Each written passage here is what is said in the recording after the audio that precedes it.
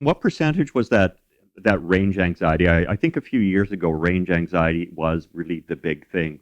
Are you seeing a decrease in that? Yeah, only about 20% of people who do not own EVs are still concerned about range anxiety.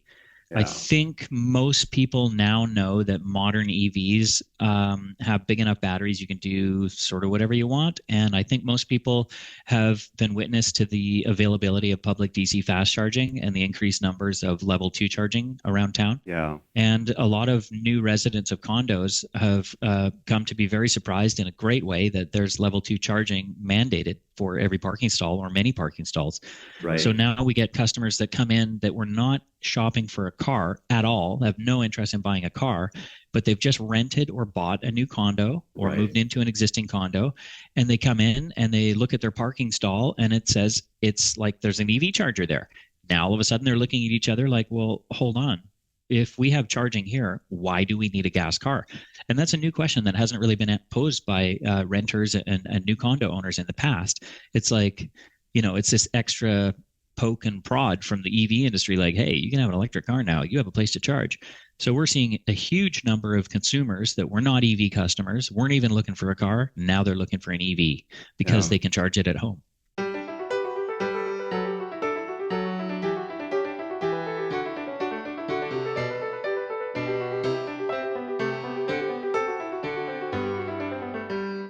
Hello, everyone, and welcome. Joining me on today's EV-friendly podcast episode is Julian Sale. Julian is the owner of Motorize electric vehicles, a pre-owned independent used car dealer specializing in the sale of electric vehicles, serving two locations in Victoria. Julian, welcome to the podcast. Thanks for having me, Ken. Absolutely. Let's begin. For those that don't know you, what is your personal journey into the automotive industry? And then we'll segue, and you can tell me about Motorize. I have to start by saying, with the last name of Sale, I think you were born into this business. Can't change your name. No, yeah, so the introduction into the automotive business is kind of a funny one. I mean, ultimately, I kind of had a thing for motorcycles when I was a kid. And as a young man, I did everything I could to get closer to motorcycles in one way or another. And I ended up working for $1 an hour at a motorcycle shop. I started when I was 14, and I quit when I was 30. Once I was done having kids and whatnot.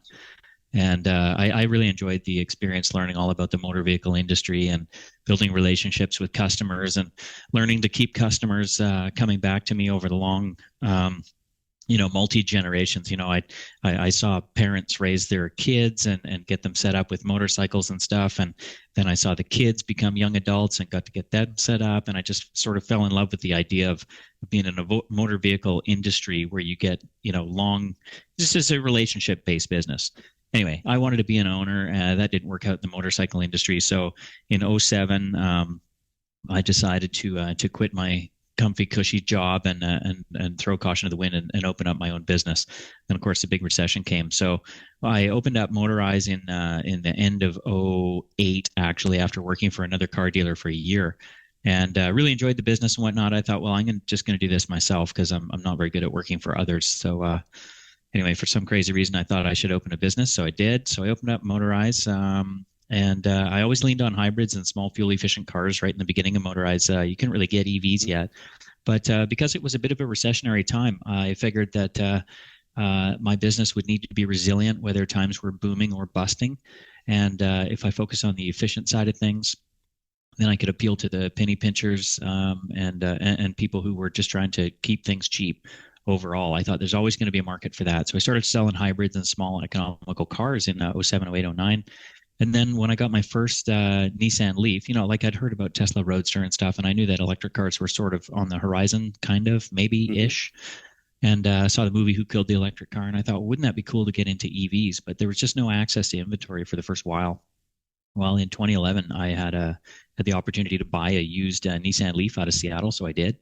And I knew right at that point, holy cow, if this is what we can get today, just like, cell phones and microwave ovens, it's like just take the first version, okay, add 20 years to it and see where the market's at.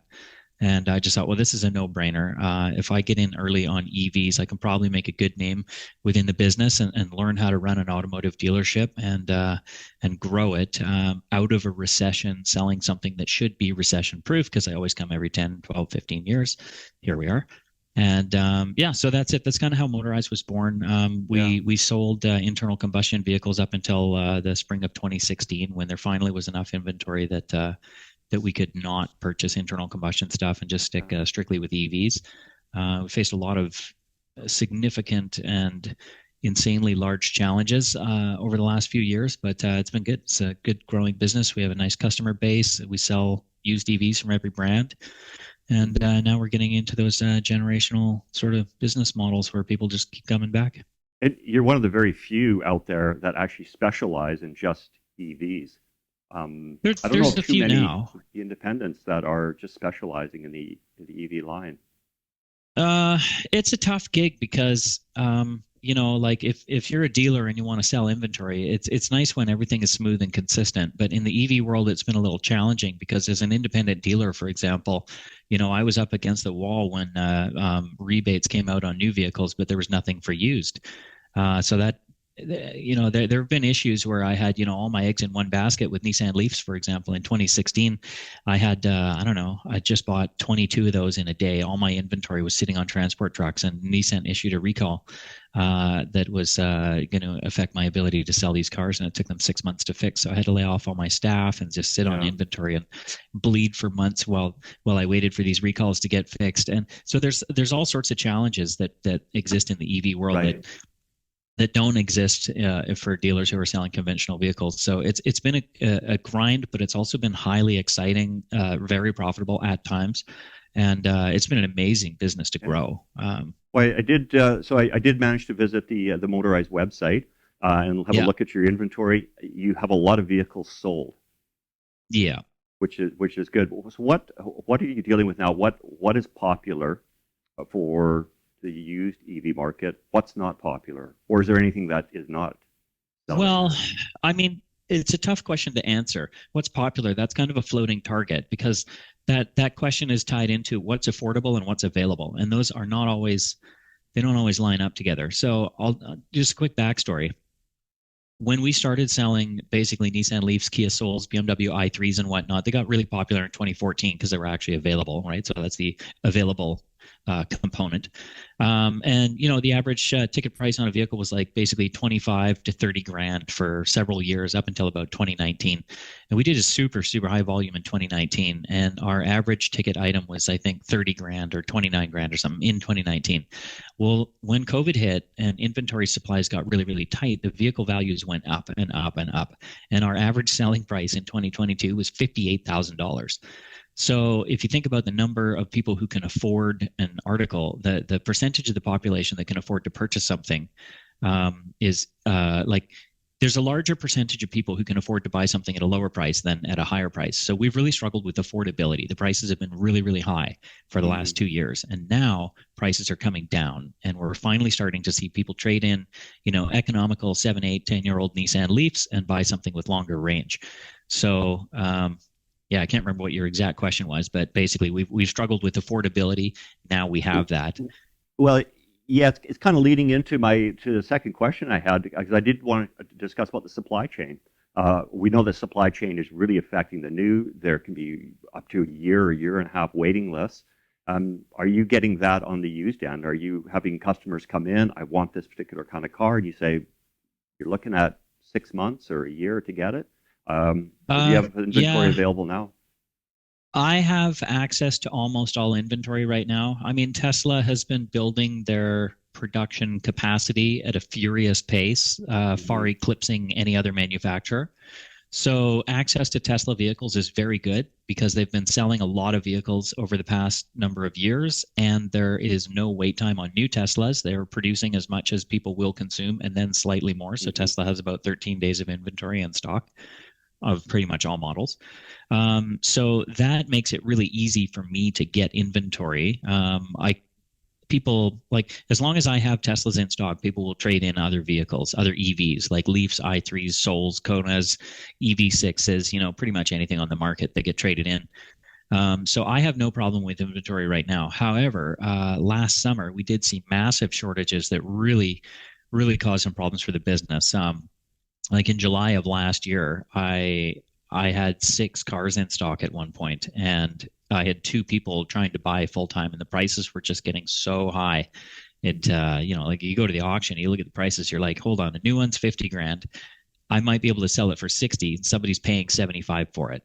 Like, how is that even a thing? That's crazy. Yeah, where the price of used outpaces new. Oh, it was like that for quite a while. Yeah, I was Yeah. paying way over MSRP for everything used for. Is that settling down now? Yeah, it settled down quite a bit. I mean, every manufacturer is working hard to ramp up production. It's a tricky place to be an OEM that's producing an electric car who wants to put their best foot forward and put their best product forward.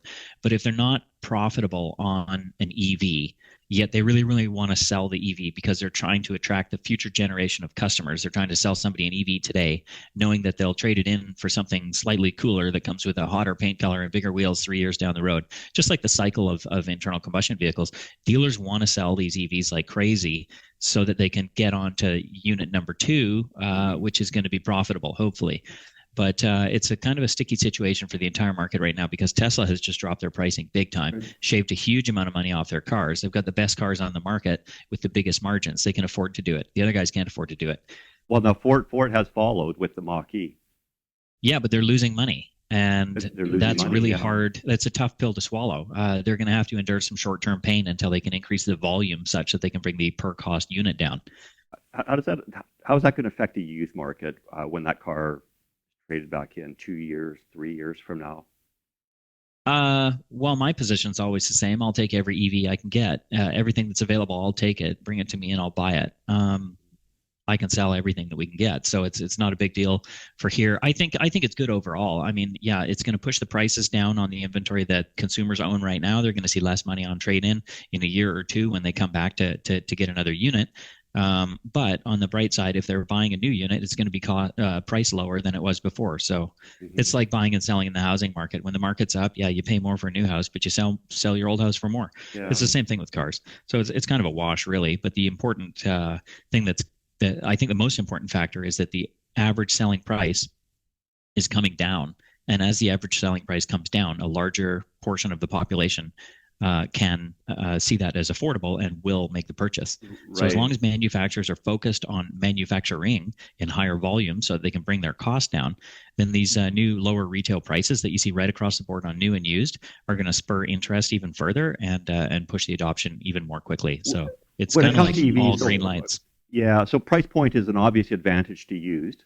But when it comes to the EV market, what other advantages, if I'm considering getting an EV, what other advantages are there to buying used now and maybe holding off on the new? More selection, really. I mean, if a consumer goes into Tesla, for example, to drive a 2022 Model 3, the salesperson is going to show them a 2022 Model 3, but won't have any information regarding why you might actually want to look for a used one, such as the fact that it's lighter and faster and costs less and has a more energy dense battery. So the salesperson is not necessarily going to have all the answers for everything. It's going used. Yeah. There's lots of good stuff out there that's available used.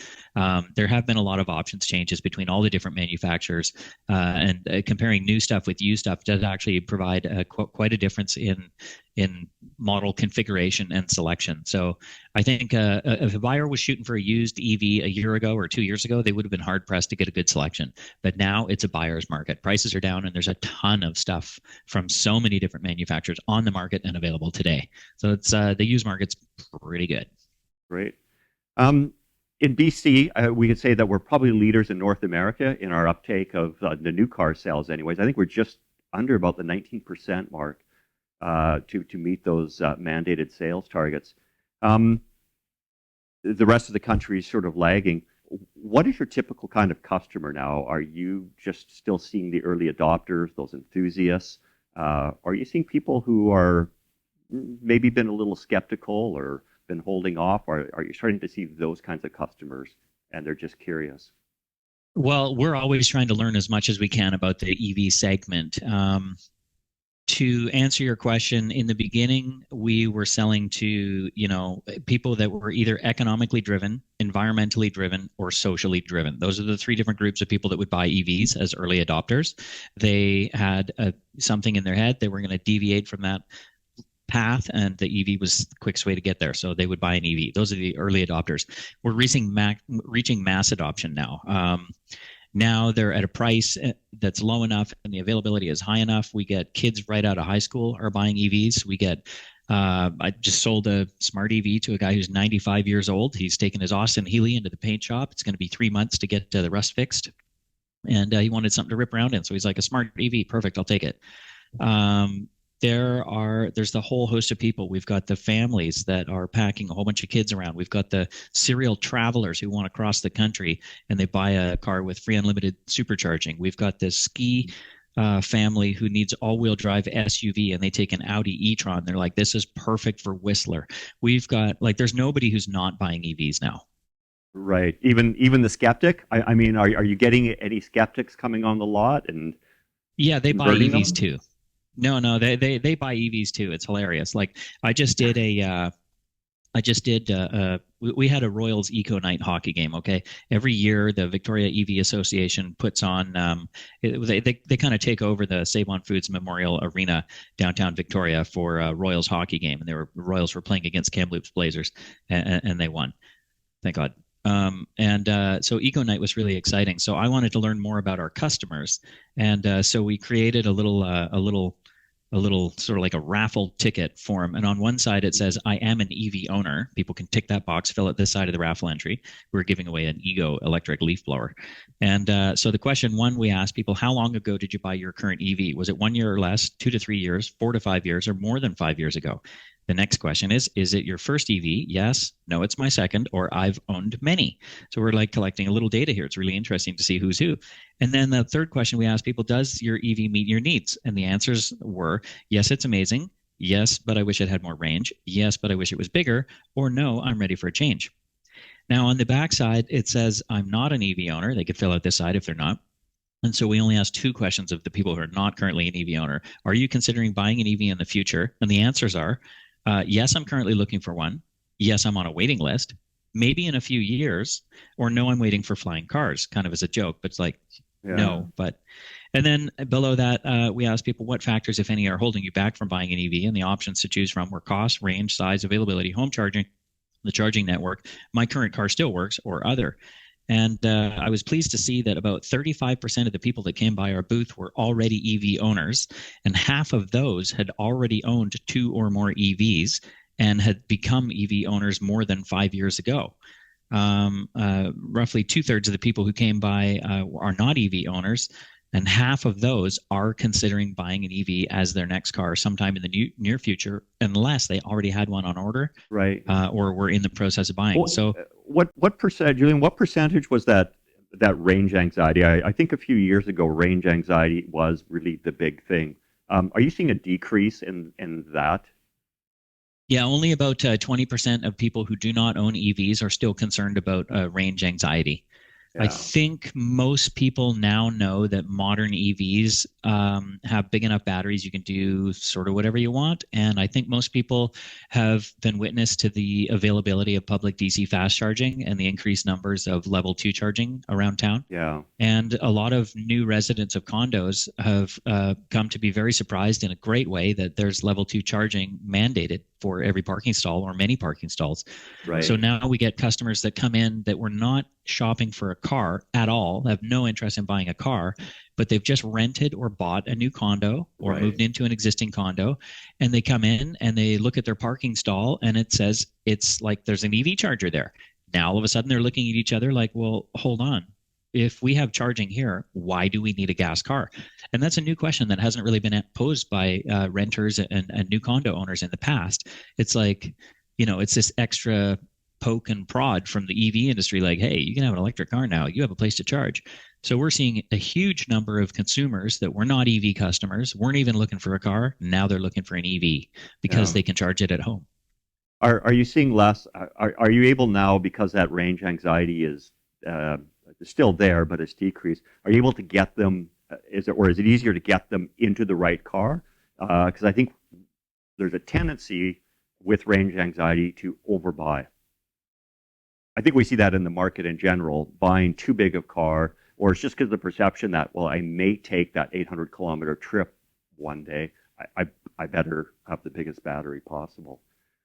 Yeah, I think, yeah, when you're buying a cell phone, you buy the biggest screen with 10,000 cameras and it blah, blah, blah. We all do the same thing, right? We all actually buy a little bit more than we need, but people are willing to splurge a little bit on EVs, I think. I think so. Okay, there's a couple of ways to answer that question, but at the end of the day, there's enough inventory for everybody. Some people want the latest thing. Some people just want the biggest battery, and they don't care how comfortable seats are. Some people want all-wheel drive, and they don't care what brand it is. You know, we've got people from every walk of life that are buying for so many different reasons. But there's enough stuff in the industry right now to keep everybody satisfied, with the exception of pickup truck and cargo van owners, drivers. These people are like chronically underserved. Hopefully not for too much longer. But well, with Rivian and the Cybertruck, there's options. Although I talked to a guy last night who's trading in his 2019 Model 3. He got a call from Rivian saying, and he lives in Victoria. He says got a call, and I think he was supposed to be expecting his Rivian pickup truck within 2 months here, and that would be the first Canadian delivery I've heard of. I've seen lots of Rivians. I've been in them. I've checked them out. They're amazing, but they all had California, Oregon, Washington plates on them. Yeah. So they're going to be delivering in Canada real quick. We even had a Lucid sighting on Vancouver Island. Oh yeah, I know a guy who's got one. Yeah, no, there's a few. There's like 5 over here. When it comes to the batteries, I think certainly what we hear, and the most searched item on Google is batteries, and I think there is some anxiety there about the price of batteries. We hear the horror stories. The guy holding up his bill from Tesla for $24,000. Is that a real concern now that you're seeing in the used market, where people are coming in? They want to know what the state of health is. They're unsure about that. What can you explain about that? Well, yeah, I think people accidentally make it more complicated than it is. So first things first, if you're buying a used car, you should know what you're buying. So you have to talk to the person who's selling you the vehicle and ask really good questions like, what condition is the battery in? And what is the warranty on the battery? And how much manufacturer's warranty is covering this vehicle, and what exactly does it cover, and until how long or how many kilometers? You know, these are all things that should be discussed up front.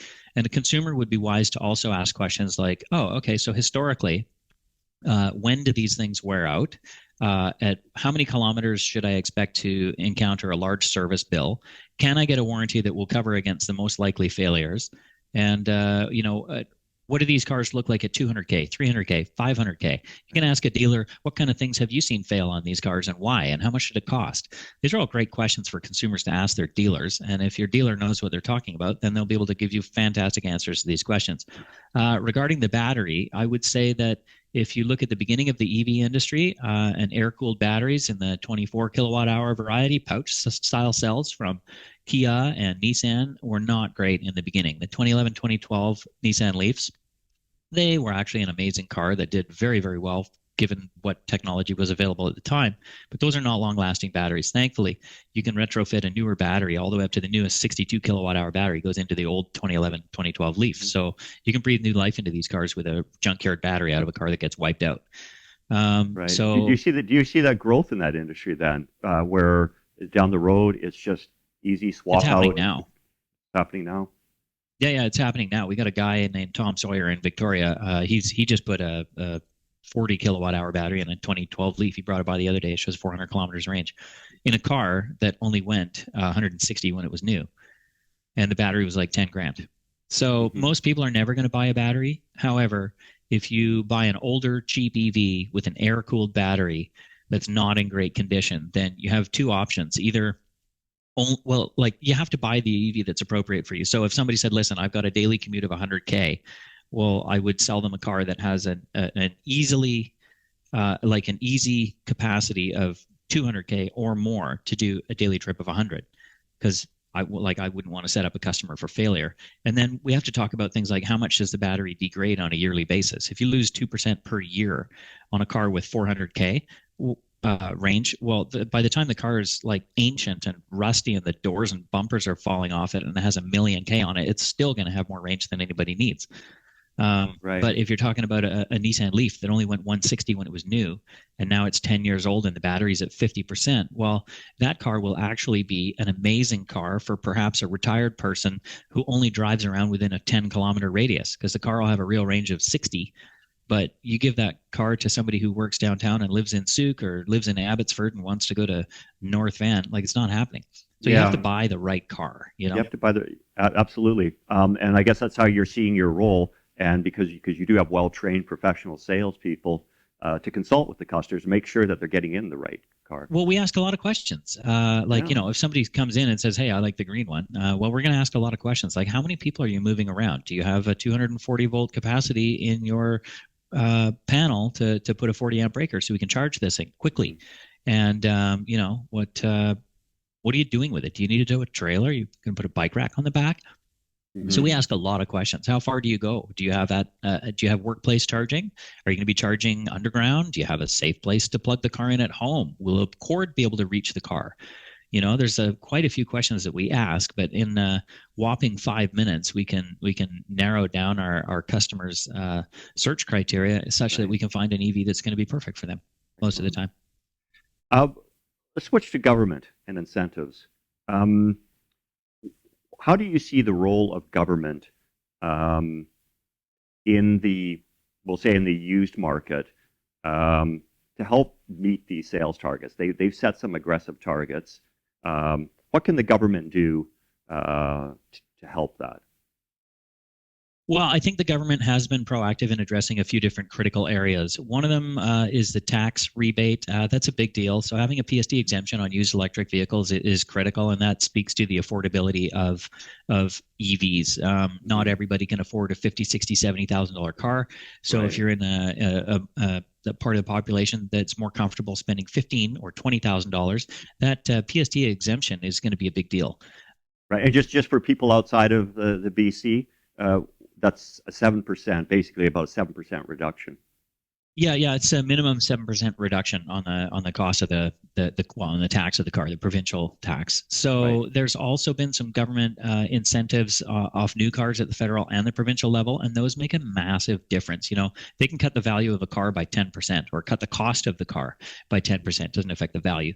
But that's huge. Like I mentioned earlier, anytime you reduce the cost of a vehicle, a larger portion of the population can afford it. When you increase Absolutely. profitability or affordability, um, it's really going to make a meaningful impact in order to bump up the number of units delivered. That has to go in conjunction with the manufacturer's ability to produce the vehicles. Hmm. So when you get a producer who's like, yeah, well, no more orders for 2023. Like you can't take any more orders. I had a friend at a Hyundai dealer who told me that. He's like, we're not allowed to order any more 2023s.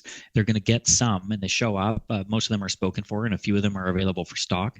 But that's a big contrast. So a dealer that gets 10 or 12 EVs a month, well, great that they've got 10 or 12. That's very helpful, and they are serving their customers the best they can. But you look at Tesla in Victoria is delivering like 40 a week, like minimum. That's a quiet, sleepy week at Tesla in Victoria. And over on the mainland, you see well over 100. And Yeah. if you add up all the It, different service locations, you might see 150 a day for sales locations. So it's like, yeah, the government incentives help. They really help when the manufacturers are able to produce the vehicles and get them delivered to customers. Another area, awareness is a big deal.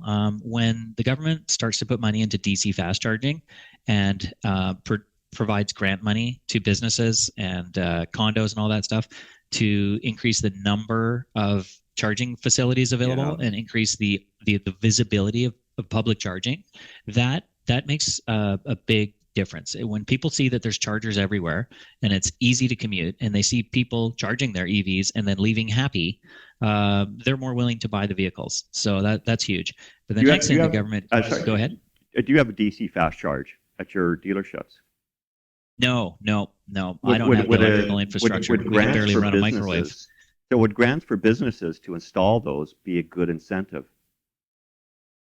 Oh yeah, they're an amazing incentive. I mean, it comes down to location, right? So like my Sydney location is like it's in an industrial area. Nobody would ever go there. We get the Gulf Islands customers shop at Canadian Tire, North Saanich, and then they turn around and go back. But where my Sydney store is, we have a level two, and it's public and it's free and it's accessible 24/7, and it gets used by the public about 3 times a year. So there's no demand for public charging where I'm at, but it is location based. People will use public charging at everything from beaches to dog parks to public parks to park and rides to rest stops, and then transportation routes. You know, when there's, Hmm. if you put charging stations along the way next to a coffee shop or a shopping center or whatever along a busy transportation route, it's going to get used like crazy. And then people will feel more comfortable to utilize that route because they know they can get there in their EV. Yeah. How aware are people of the incentives that are out there? Like, are they coming in knowing about the PST rebate, or is this something they learn when they come I to you? believe the public perception is that the rebates have come and gone over the years and they're a little bit murky and customers don't necessarily know what to expect. So nobody ever comes in and says, I'm here because there is a rebate. What they say is, I'm interested in an EV and I understand there might be some rebates. Can you tell me about the rebates? And then so we just explain what the current program is and then they buy an EV. Right. Um, so we've had the mandates out for a while. BC was one of the first, along with Quebec. Um, but those were just targets. The federal government now has recently announced they're going to come out with regulations that are going to mandate the targets up to, I think, about 25% by 2026. Ultimately, 100% of all new car sales by 2035, or the manufacturers are going to face some sort of a penalty. Do you see that? uh, What do you think the impact of that could be on the whole EV market? Is it going to cause manufacturers to concentrate on manufacturing the luxury and the high-end vehicles at the cost of manufacturing a more mass-produced EV? Hmm. I don't think so. I think the smart money for any manufacturer is to get a low cost, high production EV out there so they can meet those government targets and sell their customers a product which is going to meet their immediate needs and impress the customer with new levels of safety and autonomy and Right. new levels of low cost per kilometer computing, low cost maintenance and everything, commuting, not computing. I think if manufacturers can get to a low cost EV that is just basically a starter level, then they can Hmm. get the customers back in 2, 3 years later after they buy a set of tires and whatever, trade them up into something else, and they'll just have an EV offering that's big enough that they can sustain those. You know that it's again, it's a generational thing. EV Well, that manufacturers need to have something that people want to buy, that's affordable, that they can produce in big enough numbers to actually like deliver cars. so that could come from China. That could come from Neo, Oh yeah. which is going to be entering the Yeah, there's a market lot of in. incentives to produce within the US though, and Canada. Canada plays a big part in manufacturing. Like Canada's automotive manufacturing sector is tremendous. It's huge. Mhm. Yeah, we have a lot of manufacturing in Ontario. And yeah, hopefully we'll see more spread around. But everything from the mining of raw materials to processing to parts manufacturing, Canada is already huge in that, and so is the United States. You know, every automaker, pretty much, that's from Germany or Japan is already building in the United States and already building bigger battery factories and whatnot to plan Mhm. future expansion. So the yeah, and every time there's more investment within the industry, the costs come down. So we're looking at more models on the horizon at a lower price point and higher manufacturing capacity, which is going to help the dealers deliver what they're supposed to deliver in order to meet Yeah, government targets. and the used market has always served that role. It's allowed people access into the market. Not everyone can afford new. I remember my student days going to university, driving around what we used to call beaters. This is a vehicle that you could purchase anywhere between $2,000 or $5,000. Um, are we going to see an EV market in the future for that, or is it going to just come down to a price point um, where it just won't go below that, maybe because of the cost of the battery or maintenance? Um, And first of all, I'd like to point out that makes you sound like a high roller. My beaters were 2 to 500, and yours were 2 to 5,000. I've had a few. I had a few 200 ones as well. I remember buying a Ford Crown Vic once, and it was $200. I bought it from Budget Car Sales, and it had a new battery and a full tank of fuel, which cost 171. I'm Wow. like, this is a good deal. They're a great first car for a student or for someone young or just someone, you know what, who just has to get back and forth to work. We don't see that yet. Do you think we ever will? So, okay, so here's the catch. So think about the demographic that buys the beater car. They're usually doing food delivery. Like I used to deliver pizza when I was a kid, and I had a cheap little Honda Civic 74, and it was cheap, and I bought it because it was cheap and it would help me deliver pizza. Okay, so as a kid, and now I'm looking at skip the dishes drivers and whatnot, and I'm thinking, geez, all these people could use EVs, and cheap EVs should be fine, but it's a range thing, right? So right now, if you buy an EV that's 10 grand, it's going to have a pretty old battery. It's going to be an older model, short range EV. It's going to be great for a mom who's driving her kids or a dad who's driving their kids like 6K or 10K or 12K to school and back and going to work. It's good for like close regional city stuff. But soon, we like within a year, I think we'll be at a point where 5 grand will probably get you a car that could do 120 kilometers. This would be like a rough, hammered up old Nissan Leaf. That'll still go 120K, but it's just a cheap old car, right? Hmm. We're almost at that point. I think when EVs will go absolutely bananas in terms of sales in the used market is when that price point gets low enough that you can get, like a Model 3, like a Model 3 with 500,000 K on it right now is still selling for 25 grand. But in another 3 years, that's going to be like 17 grand. You know what I mean? And soon Hmm. you'll have a Model 3 with 700,000 K and it'll be 8 grand because it's going to be, hammered. But Right. these cars are amazing cars and they seem to last nearly forever. All the modern batteries, produced after the stuff I was talking about earlier, like Kia Souls and Nissan Leaf old school batteries, you start to look at cars that are produced in 2017, 2018 and newer. Battery tech is amazing. Nobody's ever going to buy a battery for these cars. So, Hmm. yeah, there will be EV beaters and they will be cheap. We've already sold a few Leafs under 10 grand that are great cars. They just don't Yeah. go very far. So Yeah. Right. we Got to don't replace the get batteries, back to we what you replace the need. driver. That's right. So EVs have shaped, I think, our perception of driving. Um, how are they changing the business model for the buy and sell? Are you seeing an increase in online sales? Are you seeing a more, or is it the same old, the tire kicking and the negotiating, or how is this evolving? Well, I might not be the best guy to ask because my business has always been kind of online focused. I don't. We do a lot over the phone and online, and when people come to kick tires here, I find the majority of our consumers kind of already know what they want. Mostly, they've Hmm. probably been on the website and they've probably done a whole bunch of searching and they've probably consulted with some friends and family members who've already bought EVs and they've probably consulted online and done all this stuff. So when they come in, it's usually like, yeah, I looked at your website. I want either that one, or that one. Tell me the difference. Let's go. Hmm. But yeah, we still get the people who come in. They've never been in an EV ever, and they say, "Yeah, I just want to see what it's like." And they're surprised when there's no engine. So we get the absolute green first timers, and then we get other people who come in and they have two EVs to trade in, and they want to buy two new ones, and so we get the Yeah, full gamut now. yeah. So, some final thoughts for you. Where do you think we're going to be in 5 to 10 years in this pre-owned used vehicle industry? Yeah, great question. I don't know. I think yeah, it's really interesting. In my opinion, so Victoria's a little slow. Vancouver's a little slow in terms of like global stuff. If you look at China, they've got low cost EVs that are produced in massive numbers and they're being adopted at an extremely, like at a furious pace.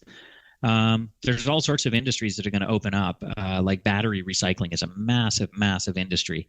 There's all sorts of stuff that's going to open up and grow and support a lot of extra jobs as EVs grow and become more popular. The prices will continue to fall, and you'll see EVs in more drivers' driveways.